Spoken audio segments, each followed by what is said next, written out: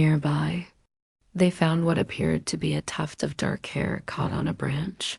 DNA testing would later prove inconclusive.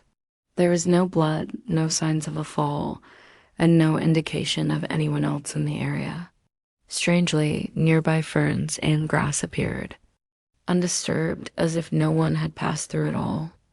It was this almost surgical neatness to the scene that began to bother the search team's as the days passed. Hope began to turn into dread. Media crews arrived and turned the missing persons case into a national story. Emily's sister, Claire, stood before flashing cameras, pleading for anyone with information to come forward. Tip lines lit up with supposed sightings and wild claims. Everything from a woman matching Emily's description boarding a bus, to whispers of her being taken by a doomsday cult. None of them led anywhere. And every night, as the sun dipped, behind the jagged mountains, a growing sense of unease settled over the camp. Something about the forest felt wrong, too still, too quiet, as if it was hiding something. As the weeks turned into months with no sign of Emily or Noah, speculation began to spiral in every direction. Without evidence, facts, or witness accounts, the story became fertile ground for theories, some logical, others disturbingly outlandish. Initially, law enforcement focused on the possibility of an accident.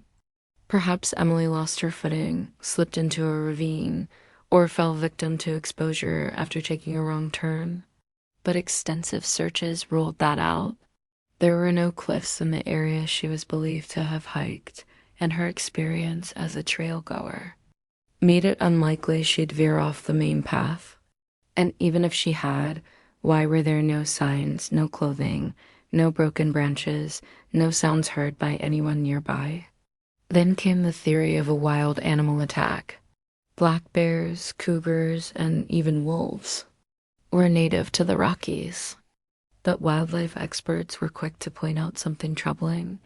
If it had been an animal, there would have been evidence: blood, clothing remnants, drag marks. Wild animals don't clean up after themselves. They leave a mess. But there was. Not a torn shoe, not a drop of blood, not a single footprint besides that one half-faded mark near the stream. It was as if Emily and her son had simply vanished into the air, without a struggle or a cry for help. As pressure mounted on law enforcement, darker theories began to emerge. Online communities picked up the case, and within days,